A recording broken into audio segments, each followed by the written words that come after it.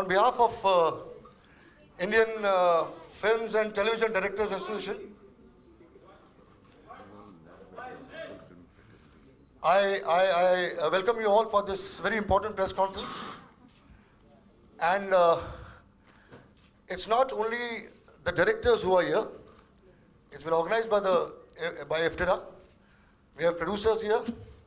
We all know everybody by face, and we don't have to introduce each and every one. Now, let's come to the reason why we are having this press conference. There is an attack on the freedom of expression of a filmmaker. And let me be very clear, I'm here as a filmmaker and a citizen of this country, and not as a CBFC board member. We have, apart from the team of the film, we have other directors, we have other producers and actors of the film to very clearly mention that whatever has happened is not in good taste of a freedom of a filmmaker. Now, to begin with, I would request Bhatt Sahab to opening bat as far as this entire issue is concerned, and then Anurag will mention. The more things change, the more they remain the same. The year was 1973 when I began my career as a filmmaker. My first film, Manzile Aur Bhi, came into problems with the censors. It was refused certificate for trying to subvert the institution of marriage. After a long 30-year career in the year 1998, when I hung my gloves as a director, my film Zakham, which was autobiographical, also ran into trouble with the censors when we had, the chairperson was our dear Asha Parekh ji. I had to fight with the government of the day and finally release my film at huge costs. Subsequently, the film got a national award for Best Film on National Integration and even Ajay Gora Award. But what was heartbreaking was what I was subjected to. The year is 2016. India has entered a new age. There are more young people today speaking a different language, globally connected, having aspirations to match the mightiest nations in the world. On my right is Alia and Shahid, on the left is Zoya. Ekta sits behind me. They are the people who are the future, who dream larger dreams than we dreamt. All our talk of growth and progress is poppycock if the perfume of freedom which the founding fathers gifted to us is taken away. Do you want to make India into a Saudi Arabia where there's opulence, wealth, but not the most prized asset, the right to free thinking? A society that does not respect free thought sows the seeds of its own destruction. And this is what is happening. I come here to stand shoulder to shoulder with the filmmakers and for my fraternity, and I'm very glad that such a mighty turnout is here. Because I think it's tragic that one of us, Pahlaj Delani, till yesterday fought shoulder to shoulder with me against the laws of the censorship which impinged us. It is tragic that one of us goes and becomes the toady of some powers which want to muzzle us. Nothing has changed. Nothing. In 73, my film was stopped into the emergency time. Today, it is tragic that as we inch towards release day, where the stars have gone out of the way and created a film which kind of holds the mirror, which shames our Indian society about the drug menace, is being strangulated. I think every freedom-loving individual must stand up and articulate his anger against this practice that's going on here in Bollywood. I feel the day is not far that if we keep silence, we would not be allowed to make films that look beyond the inane films that we made way back in time when all our narratives were reduced to just a boy meets girl story and they lived happily ever after. So I stand here to appeal to you to articulate our message, because this is not the industry problem at all. This is a problem of our country. And I think, as Dr. Ambedkar said, that freedom is a plant that we need to water individually every day. It's not guaranteed to us when we were born as a nation. This generation now, we all need to give our contribution to preserve this freedom, and that's what we are doing. And I will fight till my last breath to preserve the freedom of free thought. This is the land of Buddha, this is the land of Gandhi, and I dare anybody who can stop me from doing that. That's all I have to say. Thank you, my friends. Thank you, Bhatt. I'll request Zoya if like to address. I mean, the fact that I'm sitting here will tell you which way my politics lie. I think this is two-pronged. I think there's one issue which is of the certification board that is behaving like the censor, which is cutting. I don't think that's their job. I think you certify a film, you can say 18, you can say 21. Adult certificate, you can say UA, you can say U. Then it's up to the discretion of the public. You cannot certify something as adult and ask for 89 cards. What are you saying to the adult population of your country? That they are not fit, they're not equipped, they're not going to process this movie properly? I mean, you cannot take that away. That is one issue. The second thing is, I think, a constant denial of what's going on in society. Everything is like it doesn't exist. You know, digging your head in the sand, there's no drug problem, there's no marital rape, there's no racism, it's just ridiculous. You cannot fix a problem. The first thing to do is you have to address it. So I think freedom of expression is important, because the sole purpose when you're an artist, at the core, is to hold up a mirror to society. And you need to allow people to do that. There are a lot of films out there that offend me. I see certain promos, I see certain trailers, I see certain scenes where women are treated a particular way, and it angers me. But I cannot ban that. It's made. It's my choice to not buy that ticket. And I think Urta Punjab has to release the way it is. I mean, this is a fight not just of the filmmaker and the producers. I mean, this is a fight for all of us, because it could be anybody. That's all I have to say. And I think as a people, we have to address the stuff that's going on around us, because denying it is really not helping. Thank you.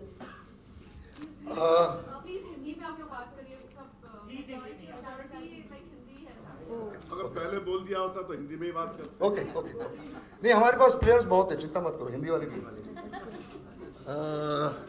आनंद राय, हिंदी आपकी घनिष्ठ है।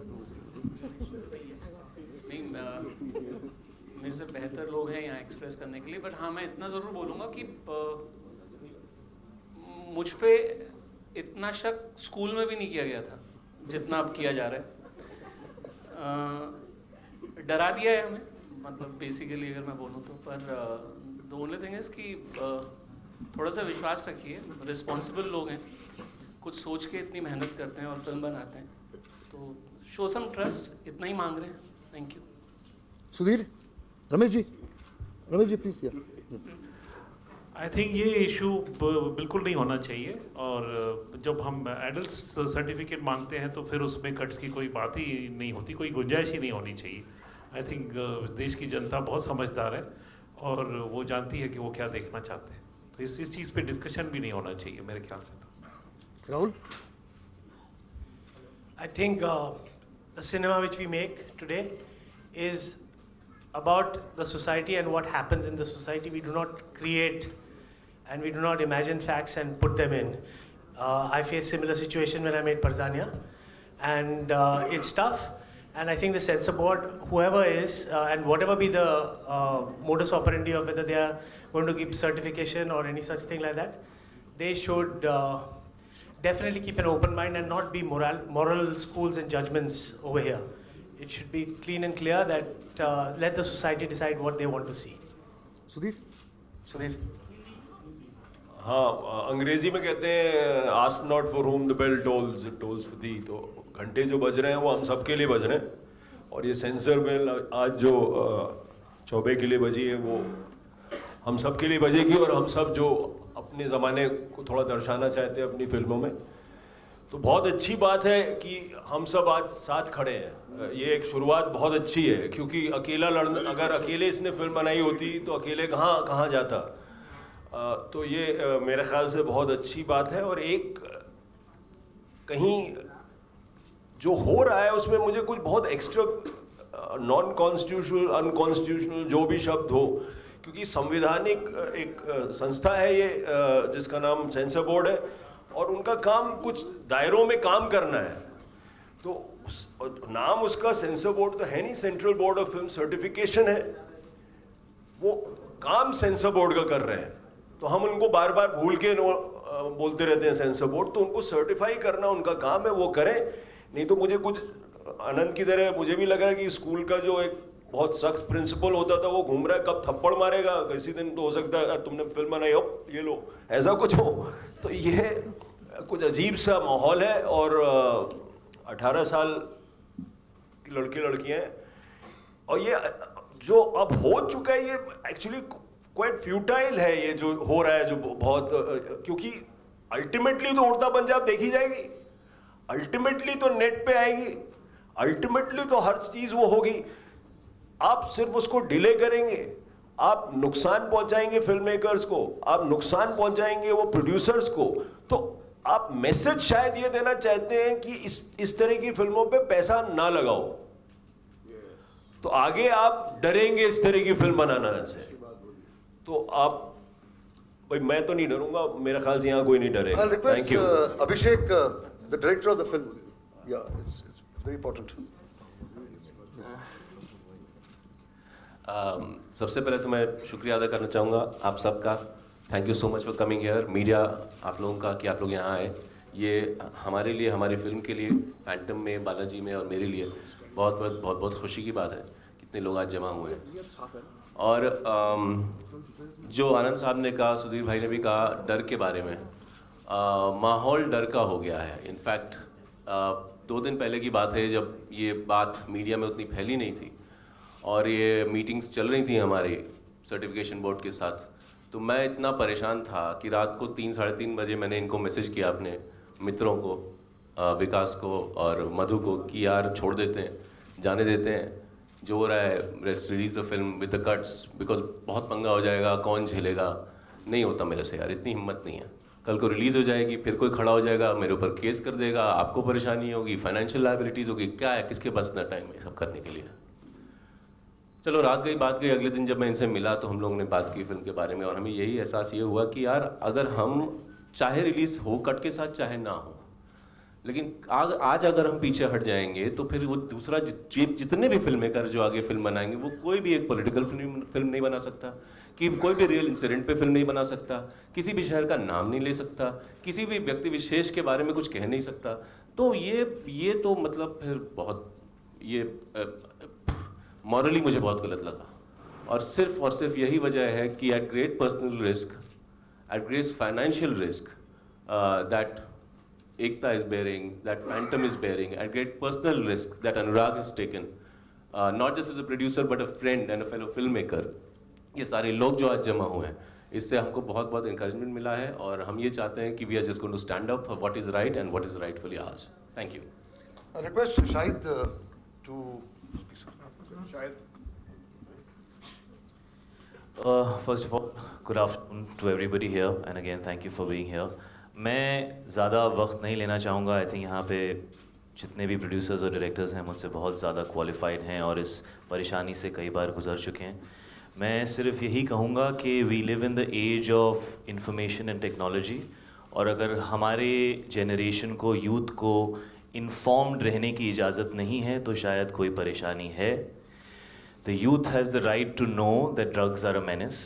दे have a right to know कि उनके जीवन के साथ क्या हो सकता है अगर वो ड्रग्स में जाते हैं, फिर वो पंजाब का यूथ हो, महाराष्ट्र का यूथ हो, पूरे हिंदुस्तान का यूथ हो या पूरी दुनिया का यूथ हो।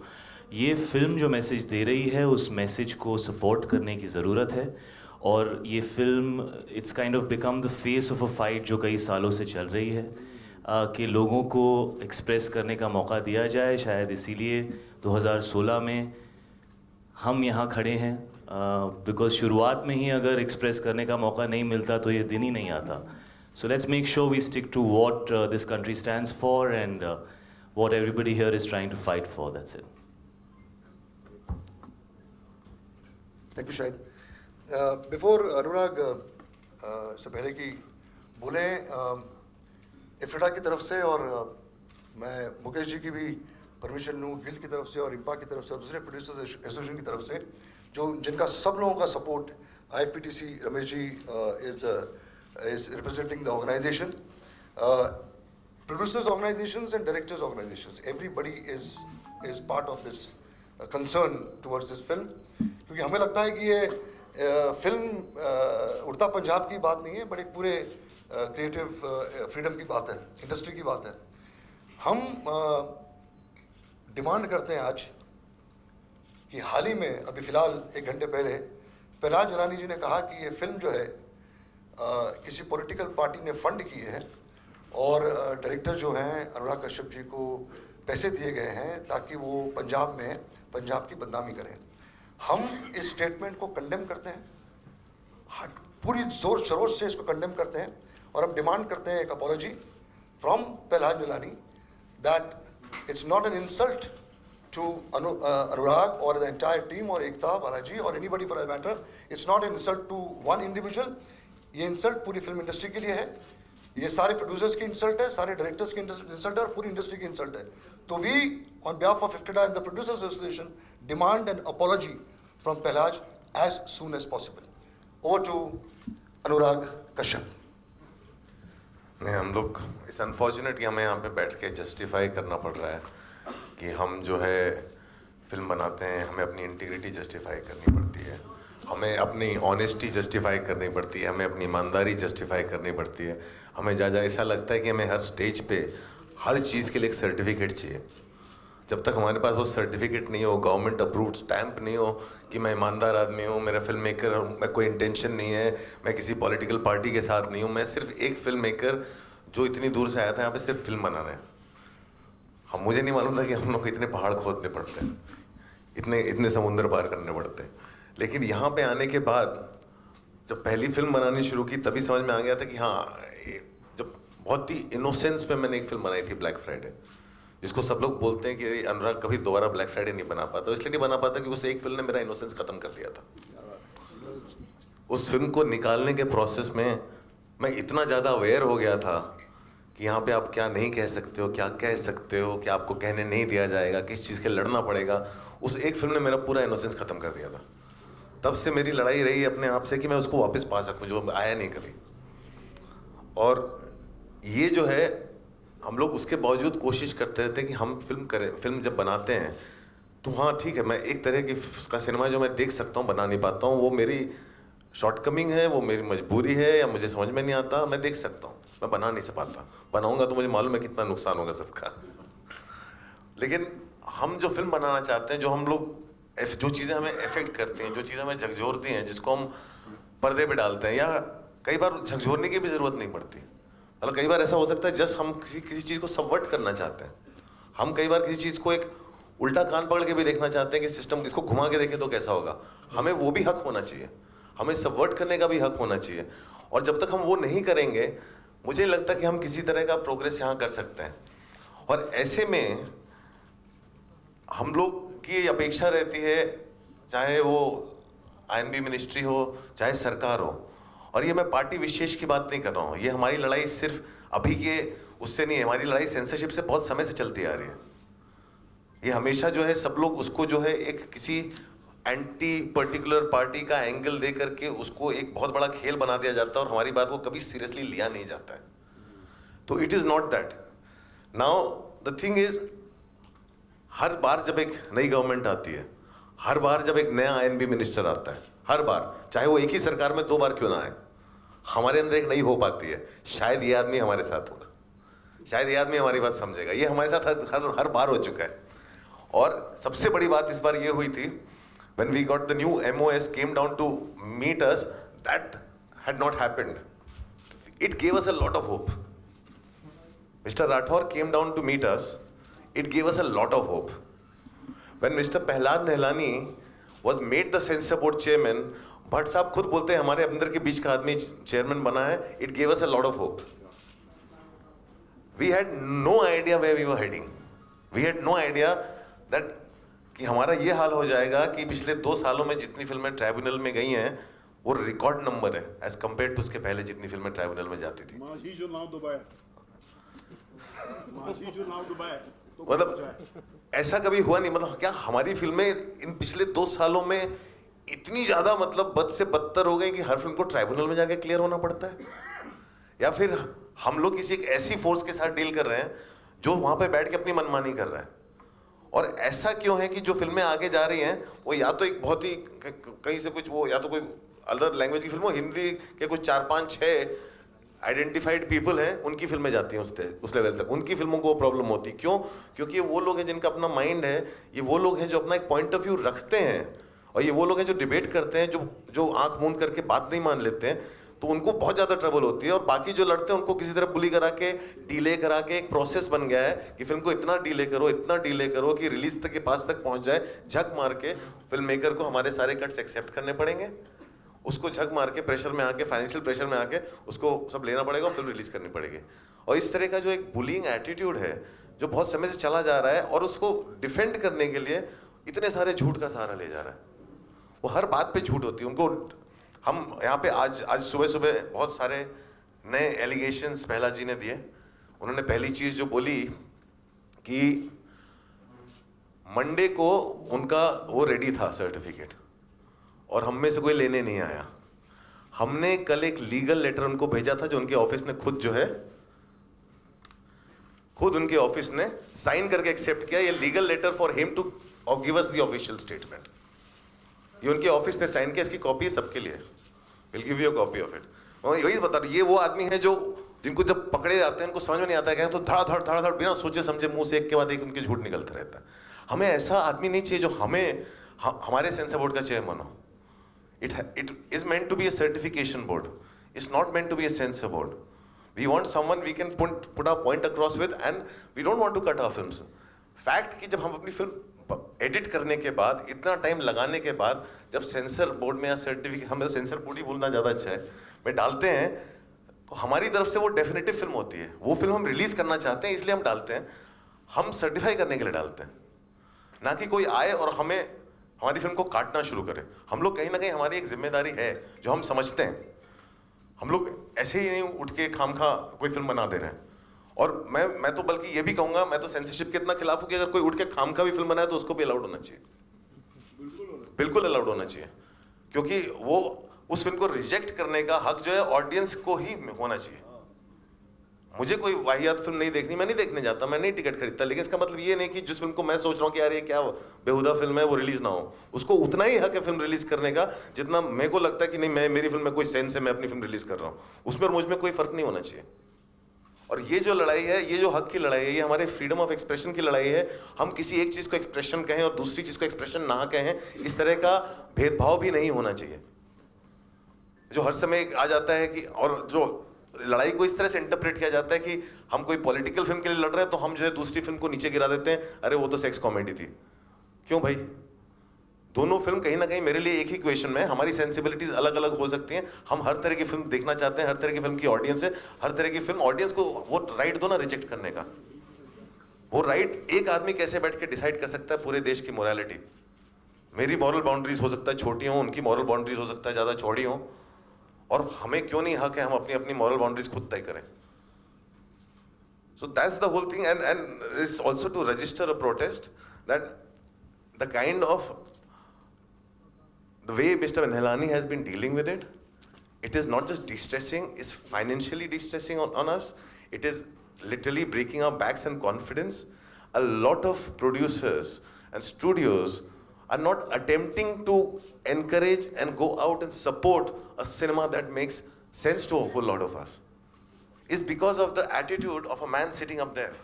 So somewhere I feel Sudhir is right when he says that ये एक systematic तरीका है हमें ये बोलने का कि आप जो है ऐसा सिनेमा मत बनाओ.